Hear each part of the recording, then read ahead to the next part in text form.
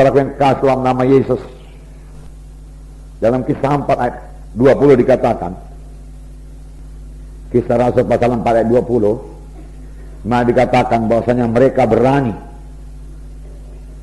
sebab tidak mungkin bagi kami untuk tidak berkata-kata tentang apa yang telah kami lihat dan apa yang telah kami dengar. Ini pada waktu Petrus dan Yohanes saudaraku dilarang berbicara dalam nama Yesus, dilarang mengajar dalam nama Yesus, tapi mereka dengan tegas menjawab, ya silahkan kamu putuskan sendiri manakah yang benar di hadapan Allah, taat kepada kamu atau taat kepada Allah. Sebab tidak mungkin bagi kami untuk tidak berkata-kata tentang apa yang telah kami lihat dan telah kami dengar. Tidak mungkin kami berhenti, tidak mungkin kita tidak berkata-kata tentang Yesus kalau Yesus dalam hati kita, saudaraku. Amin, saudara. Yesus begitu baik, begitu setia kepada kita, begitu mengasihi kita, saudaraku, menyertai kita, saudaraku, mendengar doa kita, menjawab doa kita, melindungi kita, saudaraku, memberikan darahnya, menyucikan dosa kita, saudaraku, memberikan Roh Kudus dalam kita, saudaraku, sehingga kita hidup berkemenangan, saudaraku. Tidak mungkin bagi kita untuk tidak menjadi saksi Tuhan. Firman Tuhan berkata, kamulah saksi-saksiku. Tuhan Yesus memanggil Petrus dan berkata, aku jadikan kau penjala jiwa. Pada waktu Tuhan Yesus mau naik ke sorga, saudaraku, dia berkata kepada Petrus, gembalakanlah domba-dombaku. Dan semua kita mengambil bagian, saudaraku, bersaksi, saudaraku, membawa jiwa-jiwa. Pada hari pembimbingan di sini saya bacakan Markus pasal 2 itu, saudaraku, di mana 4 orang menggotong 1 orang yang lumpuh untuk bertemu dengan Yesus. Jadi 5 orang yang punya iman, yang mengatasi semua halangan, yang kerja keras, saudaraku, bahkan berbuat sesuatu yang tidak biasa diperbuat oleh manusia, supaya jiwa-jiwa itu bertemu dengan Yesus. Mereka mempunyai hikmat, saudaraku, daripada Tuhan, saudaraku. Kalau dilihat oleh orang dunia akan berkata, apa yang kerja orang itu? Panjat-panjat atap lagi, panjat-panjat rumah orang, merusak rumah orang. Nah, orang tersebut bisa minta ganti rugi dan lain sebagainya. Tapi Tuhan berkata, hai anakku, imanmu telah menyelamatkan engkau. Dibereskan Tuhan dulu jiwa manusia itu. Dalam kakar ini juga, saudaraku, yang paling penting itu keselamatan jiwanya. Keselamatan jiwanya, barulah kesembuhan tubuhnya. Pada waktu pelayanan Tuhan Yesus, saudaraku, selalu mengajar lebih dahulu, baru dia menyembuhkan. Kalau orang itu menerima pengajarannya, Tuhan Yesus dapat menyembuhkannya. Amin, saudara. Firman Tuhan Mazmur 107 ayat 20 berkata, disampaikannya firman-Nya dan disembuhkannya mereka itu. Disampaikannya firman-Nya dan disembuhkannya mereka itu. Firman Tuhan sampai sekarang berkuasa. Amin, saudaraku. Firman Tuhan tidak berubah. Langit bumi boleh berubah, tapi firman Tuhan tidak berubah. Biar kita semua mempercayai firman Tuhan, saudaraku. Pegang firman Tuhan. Bahkan untuk kesembuhan kita, saudaraku, pegang firman Tuhan. Tuhan berkata, sembuh-sembuhlah itu, saudaraku. Katakan kepada Tuhan, saya percaya saya sudah sembuh. Saudara katakan demikian kalau sudah sakit. Biar yang lemah berkata, aku kuat. Let the weak say, I'm strong. Let the poor say, I'm rich. Ya. Biar yang miskin berkata, aku kaya. Mengapa, saudaraku? Karena Tuhan setelah menjadi miskin, supaya dengan kemiskinannya kamu menjadi kaya. Punya iman ini, saudara. Saudara masih muda. Amin, saudaraku. Ya, Yesus betul-betul menjadi miskin, saudaraku, dan dia hanya miskin dalam satu perkara. Dia menjadi miskin, saudaraku, dalam bidang materi saja. Kalau dia miskin dalam bidang rohani, dia tidak bisa membangkitkan orang mati, saudaraku. Penuh dengan kuasa Tuhan dia, baru dia bisa membangkitkan orang mati, menyembuhkan orang sakit, mengusirkan setan, meneduhkan danau Galilea, saudaraku. Berarti dia penuh dengan kuasa Tuhan, penuh dengan urapan Tuhan, saudaraku, kaya dengan urapan Tuhan. Tetapi dalam satu perkara, saudaraku, dia tidak punya rumah, saudaraku. Walaupun dia tidak pernah terlantar, saudaraku. Dia menjadi miskin, tapi firman Tuhan berkata, saudaraku, dengan kemiskinannya, kamu menjadi kaya. Kamu menjadi kaya. Haleluya, saudara. Biar kita mempercayainya, saudara sudah mengetahui jalannya, kalau saudara sudah training. Bagaimana supaya jaya dalam hidup saudara. Haleluya. Ya, tetap hidup dalam Tuhan, dan firman Tuhan berkata Tuhan akan menggenapkan hari-hari hidupmu, tahun-tahun hidupmu. Tuhan akan menggenapkan tahun-tahun hidupmu. Berarti Tuhan menggenapkan tahun-tahun hidup kita, supaya kita beribadah kepada Tuhan. Haleluya. Nah, saudaraku, kisah 5 ayat 32 juga berkata bahwasanya mereka berani bersaksi. Dan kami adalah saksi dari segala sesuatu itu. Kami dan Roh Kudus yang dikaruniakan Allah kepada semua orang yang mentaati Dia. Haleluya. Roh Kudus saksi yang sejati. Petrus berani berkata, saya dan Roh Kudus, kami dan Roh Kudus menjadi saksi. Haleluya. Kami dan Roh Kudus menjadi saksi. Semua perkara itu dia katakan. Dia baru ditangkap, baru dipenjarakan, tapi malaikat Tuhan bebaskan dia. Bukannya dia takut, dia mengajar lagi saudara, dan ditangkap lagi, dan dia diri lagi, dan disuruh lagi jangan berbicara. Tapi tidak mungkin kami tidak bicara. Kami dan Roh Kudus jadi saksi tentang hal segala perkara itu. Nah, mereka menyaksikan Tuhan Yesus. Amin saudara. Nah, puji Tuhan. 2 Korintus 4 ayat 13. 2 Korintus pasal 4 ayat 13. Saya membacakan pada saudara.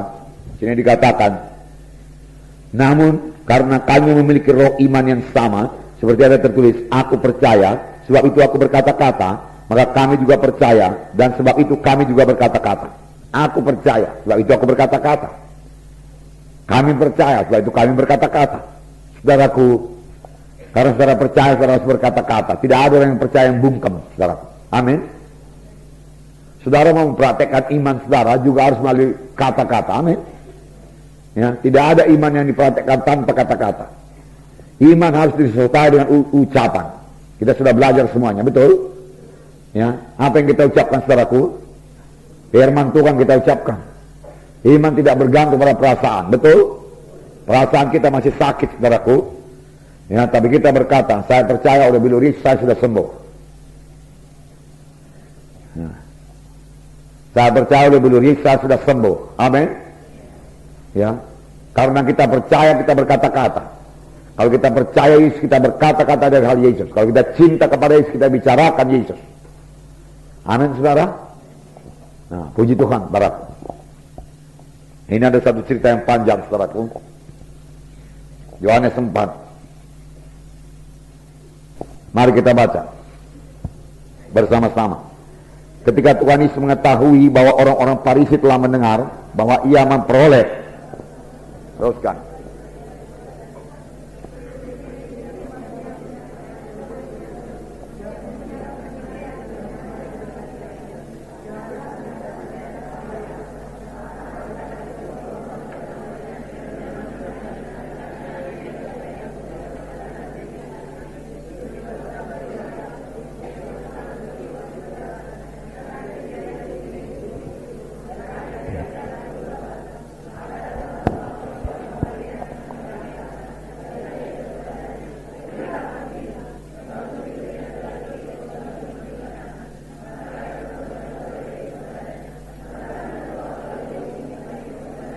Seorang Samaria, sebab orang Yahudi tidak bergaul dengan orang Samaria. Jawab Yesus kepadanya, jikalau engkau tahu tentang karunia Allah dan siapakah dia yang berkata kepadamu, berilah aku minum, niscaya engkau telah meminta kepadanya dan ia telah memberikan kepadamu air hidup. Kata perempuan itu kepadanya, Tuhan, engkau tidak punya timba dan sumur ini amat dalam. Dari manakah engkau memperoleh air yang hidup itu? Adakah engkau lebih besar daripada bapa kami Yakub yang memberikan sumur ini kepada kami dan yang telah minum sendiri dari dalamnya, ia beserta anak-anaknya dan ternaknya? Jawab Yesus kepadanya, barang siapa minum air ini ia akan haus lagi, tapi barang siapa minum air yang akan kuberikan kepadanya, ia tidak akan haus untuk selama-lamanya. Sebaliknya air yang akan kuberikan kepadanya akan menjadi mata air dalam dirinya yang terus-menerus memancar sampai kepada hidup yang kekal. Kata perempuan itu kepadanya, Tuhan, berikanlah aku air itu supaya aku tidak haus dan tidak usah datang lagi ke sini untuk menimba air.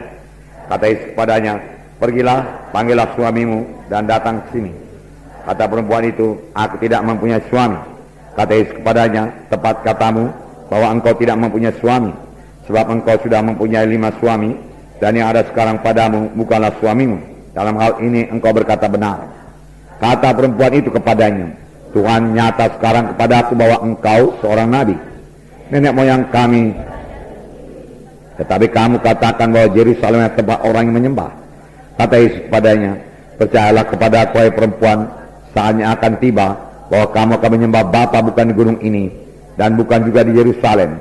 Kamu menyembah apa yang tidak kamu kenal, kami menyembah apa yang kami kenal. Sebab keselamatan datang dari bangsa Yahudi. Tetapi saatnya akan datang dan sudah tiba sekarang bahwa penyembah-penyembah yang benar akan menyembah Bapa dalam roh dan dalam kebenaran. Sebab Bapa menghendaki penyembah-penyembah yang demikian. Allah itu roh, dan barang siapa menyembah dia harus menyembah dia dalam roh dan dalam kebenaran. Aku tahu bahwa Mesias akan datang, yang disebut juga Kristus. Apabila ia datang, ia akan memberitakan segala sesuatu kepada kami. Kata Yesus kepadanya, akulah dia yang sedang berkata-kata dengan engkau. Nah, sampai di situ. Kalau saudara baca terus, saudaraku, nanti perempuan ini, saudaraku, lari ke desanya, saudara, lalu mengabarkan bahwasanya dia sudah bertemu dengan Mesias. Lalu orang desanya datang menyambut Yesus. Lalu Yesus tinggal 2 hari di kota Samaria, dan seluruh kota Samaria mendengarkan Injil Tuhan. Nah, saudara yang kasih dalam nama Yesus, saudaraku Yesus, saudaraku, dalam suatu dia di dunia ini mengerjakan pekerjaan Bapaknya. Dia juga tahu capek, saudara. Tahukah saudara, ayat 6 mengatakan dia letih. Saya membacakan pada saudara ayat 6. Di situ terdapat sumur Jakub. Yesus sangat letih oleh perjalanan, karena itu ia duduk di pinggir sumur itu. Hari kira-kira pukul 12. Saudara, dia dalam keadaan tubuh manusia. Dia tahu letih. Tapi dia jalan terus. Saudara. Dia duduk di perigi itu, di pinggir perigi sumur Samaria. Saudara. Bukan ada krosinya, saudara, ada tikarnya, tidak. Saudara. Mungkin ada batu di situ, saudara. Dia duduk di pinggir, di batu itu, saudara. Dia capek, sangat letih. Yesus tahu apa artinya letih, karena dia manusia. Nah, selama dia di dunia, dia selalu berkata anak manusia. Dia tertidur di perahu karena kecapekan melayani, saudara. Pada zaman dahulu melayani, saudaraku, di sini ayat 1 tadi dikatakan bahwasanya dia akan pergi, saudaraku, dari Yudea kembali ke Galilea, tapi dia harus melintasi Samaria. Dengan apa? Jalan kaki, nggak ada kendaraan yang lain, jalan kaki. Nah, berapa kilometer? Saya nggak tahu, saudaraku. Sampai dia sangat letih. Dia haus, saudaraku. Dia perlu tidur, saudaraku. Dia tertidur, saudaraku. Itulah dia Tuhan Yesus, saudaraku.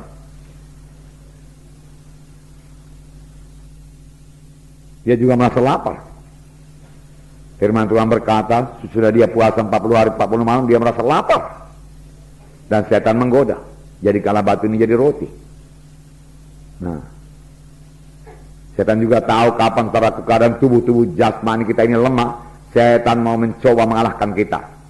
Tapi biarlah kita jangan mau. Kita selalu bersandar, saudaraku, kepada Roh Kudus yang di dalam kita. Amin, saudara.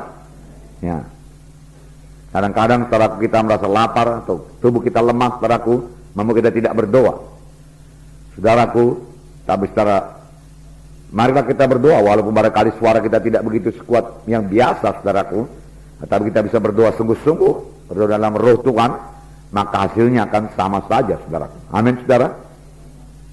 Nah, ayat 7 berkata, saudaraku, ayat 7, Yesus mulai ya, berilah aku minum, dia katakan, saudaraku. Saudara, sebenarnya Tuhan melanggar adat istiadat orang Yahudi. Firman Tuhan sini berkata, saudaraku, bahwasanya orang Yahudi tidak bergaul dengan orang Samaria. Itulah adat istiadat, saudaraku, tradisi yang perlu dikikis kalau memberitakan Injil, saudaraku. Ya, tidak heran, saudaraku, Petrus yang pergi ke rumah Kornelius, saudaraku, berkata, ya, padahal Petrus sudah di sini waktu itu, masih juga belum mengerti. Itulah kuatnya ikatan tradisi, tapi bukannya tidak bisa bebas, saudaraku. Oleh Roh Kudus kita bisa bebas, amin. Roh Kudus pembebas kita. Ya. Kamu tahu betapa, ya, betapa apa katanya? Betapa kerasnya larangan. Ya. Kira-kira dia berkata, kamu tahu betapa haramnya bagi kami orang Yahudi datang ke rumah orang kafir, dia katakan.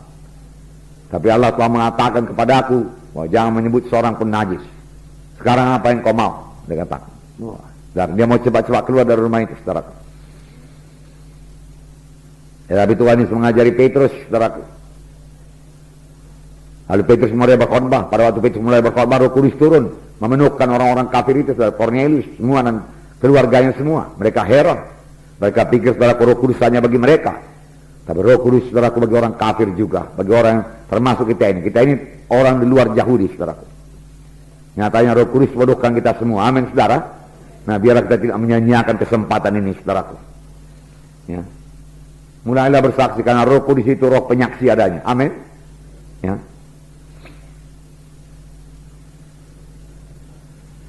Murid-muridnya heran, saudaraku, bahwasanya Yesus berkata-kata dengan perempuan Samaria itu.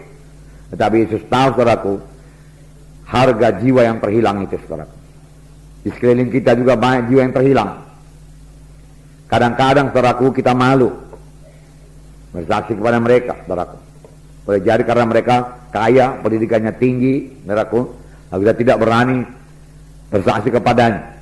Saya katakan kepada saudara, kita ini anak-anak Tuhan, anak raja segala raja. Amin, saudara. Ya. Dia tidak memiliki apa yang kita miliki. Kita memiliki juru selamat, kita memiliki damai, sejahtera, dan sukacita. Nanti akan kita baca, saudara, bahwasanya hidup orang dunia ini kosong, sia-sia. Kita memiliki Tuhan dalam hidup kita, saudara. Itu menyebabkan kita berani bersaksi, bukan pula menjadi sombong, saudara, tidak. Bukan pula merendahkan orang itu, tidak. Kita menghargakan dia. Amin, saudara. Nah,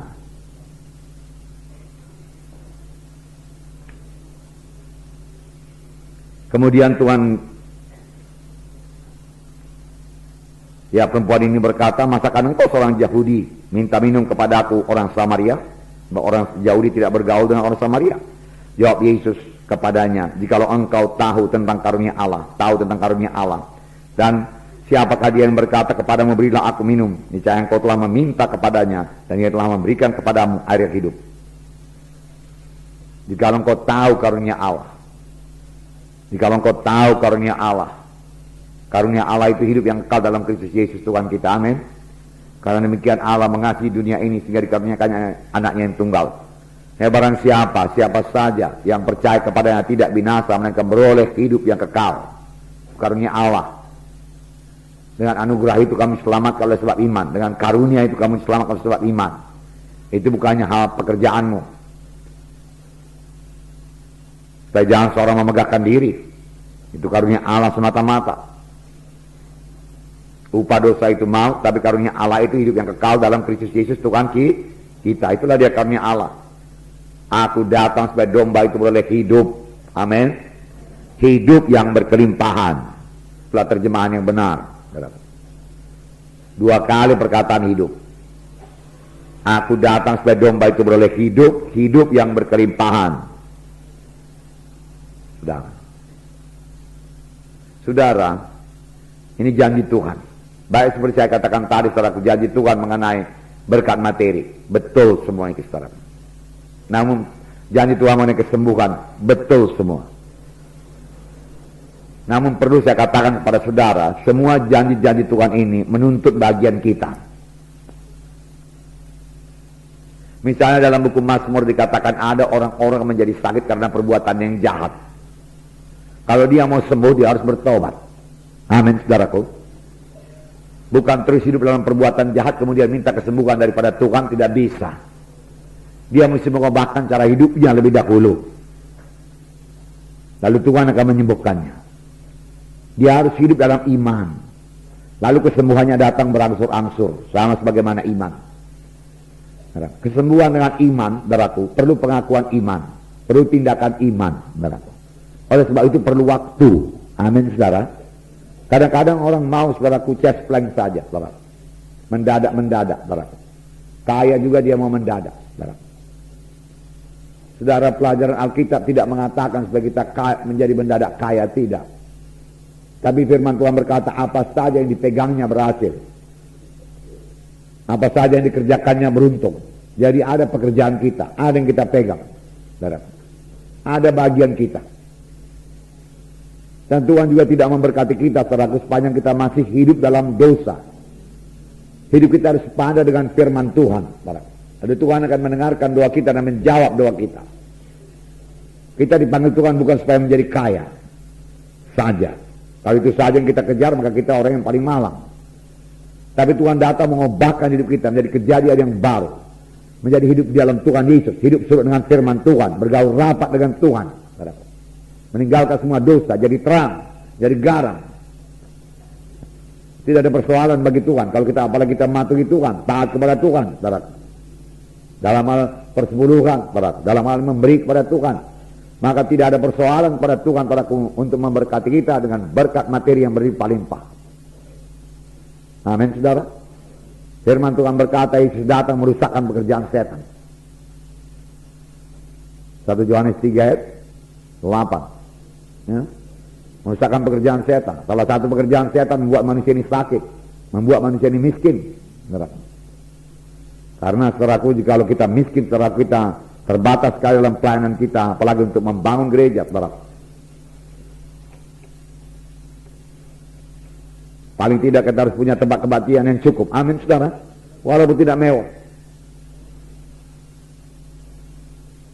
Dan saya percaya Tuhan sudah memberikan ini, saudaraku. Siapkan diri, saudara. Saya percaya tahun depan ada bangunan gereja kita yang baru. Kalau tidak ada, kita tidak tidak bisa ditampung lagi jiwa-jiwa begitu banyak. Berdoa buat ini, saudaraku. Tuhan akan memimpinkan, Tuhan akan memberkati saudara. Kutuk dosa sudah diangkat daripadamu, dan berkat Abraham telah menjadi milikmu. Apa yang kita baca mengenai Abraham? Abraham tua umurnya dan sangat diberkati dalam segala hal. Kejadian 24. Ini berkat bagi pilihan Tuhan. Kita ini anak-anak Abraham. Amin, saudara. Kejadian 24 ayat 1. Adapun Abraham telah tua dan lanjut umurnya, serta diberkati Tuhan dalam segala hal. Tua, lanjut umur. Amin, saudara. Tua, lanjut umur. Haleluya. Karena roh Tuhan menghidupkan tubuh-tubuh yang fana. Amin.